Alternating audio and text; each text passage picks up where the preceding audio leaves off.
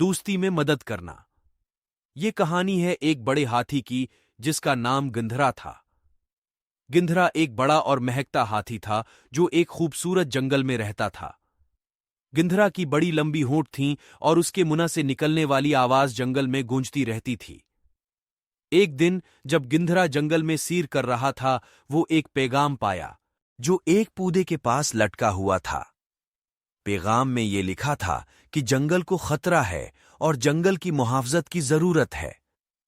गिंधरा ने पैगाम पढ़कर फौरन जंगल की देखभाल की तरफ रुख किया और उसके दोस्तों को बताया कि जंगल को मुहाफजत की जरूरत है।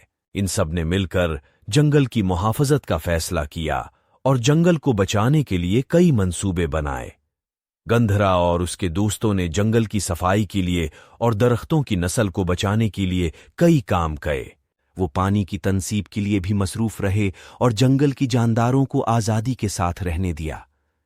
ये सब काम मुश्किल था, लेकिन गिंधरा और इसके दोस्तों ने जज्बे और एक्स्ट्रा इमाइशन के साथ काम किया।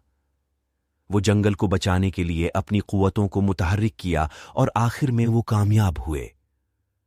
गिंधरा और उसके दोस्तों ने जंगल को बचाया और उसकी खुशियों को बरकरार रखा। इनकी मुहाफजत का काम उनकी मिसाक की तरह था, जो हमें यह सिखाता है कि हमें अपने माहौल की मुहाफजत करनी चाहिए ताकि हमारे आने वाली नस्लों को भी खुशियां मिलें। गिंधरा और उसके दोस्तों की कहानी हमें यह सिखाती है कि हमें अपने माहौल की मुहाफजत करनी चाहिए ताकि जंगल और जानवरों की नस्लें हमेशा सलामत रही। वीडियो देखने का शुक्रिया। प्लीज सब्सक्राइब एंड शेयर जरूर कीजिएगा।